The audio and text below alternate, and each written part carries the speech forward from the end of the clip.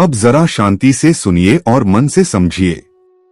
बहुत से लोग मुझसे कहते हैं कि हमारे जीवन में सब कुछ होते हुए भी कुछ न कुछ कमी सी बनी रहती है। मेहनत करते हैं लेकिन फल पूरा नहीं मिलता। परिवार है फिर भी मन अशांत रहता है। तब मन में सवाल उठता है कि आखिर समस्या कहाँ है। हिंदू धर्म कहता है कि हर समस्या का कारण वर्तमान में ही नहीं होता, कई बार उसका संबंध हमारे पूर्वजों से भी जुड़ा होता है। इसी को शास्त्रों में पितृदोष कहा गया है। सबसे पहले यह समझ लीजिए कि पितृदोष कोई डराने वाली चीज नहीं है। यह कोई अभिशाप नहीं है। यह केवल एक संकेत है। जैसे शरीर में दर्द होता है तो वह बीमारी का संकेत देता है, वैसे ही जीवन की कुछ परेशानियां हमें यह संकेत देती हैं कि कहीं न कहीं हमारे पितरों से जुड़े कर्तव्य अधूरे रह गए हैं। गरुड़ पुराण में बहुत सरल शब्दों में कहा गया है कि पितर हमारे जीवन की नींव होते हैं। जिस तरह किसी मकान की नींव कमजोर हो जाए तो ऊपर की दीवारें दरकने लगती हैं, वैसे ही जब पितरों को स्मरण, सम्मान और तर्पण नहीं मिलता तो जीवन की स्थिरता धीरे धीरे डगमगाने लगती है। अब आइए समझते हैं कि पितृदोष के कारण कौन कौन सी समस्याएं जीवन में दिखाई देती हैं। सबसे पहले बात करते हैं धन और कामकाज की। बहुत से लोग कहते हैं कि पैसा आता है लेकिन टिकता नहीं। जितनी कमाई होती है उससे ज्यादा खर्च हो जाता है। कभी बीमारी, कभी कर्ज, कभी अचानक कोई समस्या। शास्त्र कहते हैं कि जब पितरों को जल नहीं मिलता तो लक्ष्मी भी स्थिर नहीं रहती। दूसरी बात परिवार की। कई बार घर में बिना किसी बड़े कारण के तनाव रहता है।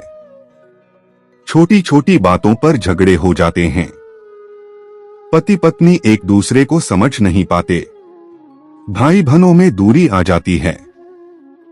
गरुड़ पुराण समझाता है कि जब पितरों की आत्मा असंतुष्ट होती है तो घर की शांति भी प्रभावित होती है। अब बात करते हैं संतान से जुड़ी समस्याओं की। यह विषय बहुत संवेदनशील होता है। कई दंपति संतान के लिए वर्षों प्रयास करते हैं। कहीं देर होती है, कहीं बार बार बाधा आती है। कहीं संतान होने के बाद भी उसका सुख पूरा नहीं मिलता। शास्त्र कहते हैं कि वंश की निरंतरता पितरों से जुड़ी होती है, इसलिए पितृदोष का प्रभाव सबसे पहले संतान पक्ष में दिखाई देता है। स्वास्थ्य की बात करें तो कई बार व्यक्ति बार बार बीमार पड़ता है।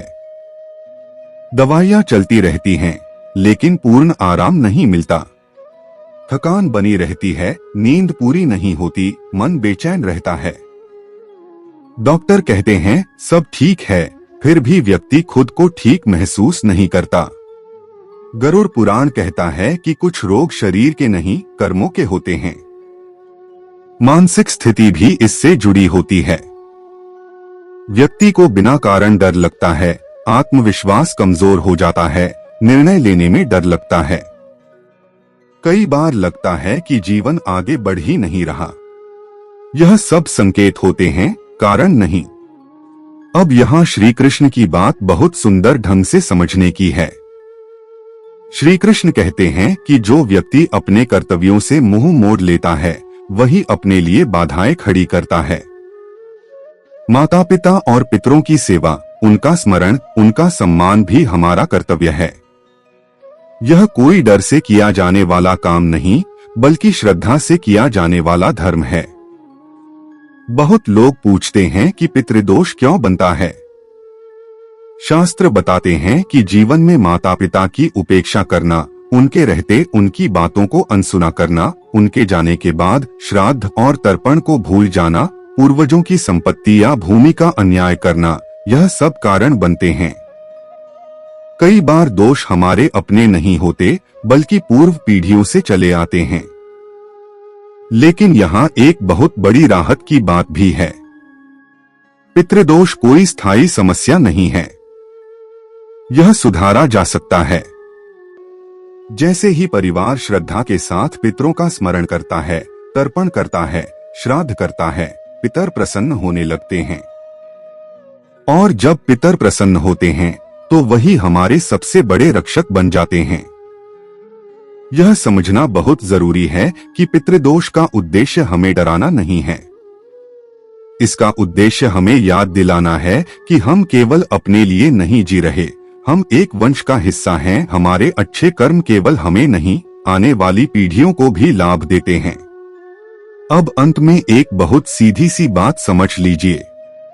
अगर जीवन में बार बार रुकावटें आ रही हैं, तो घबराने की जरूरत नहीं है।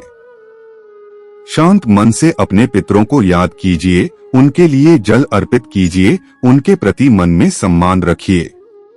शास्त्र कहते हैं कि जहां श्रद्धा होती है वहां समाधान स्वयं रास्ता बना लेता है। तो प्रश्न यह नहीं है कि पितृदोष के कारण कौन सी समस्याएं आती हैं। असली प्रश्न यह है कि क्या हम अपने कर्तव्यों को निभा रहे हैं या नहीं।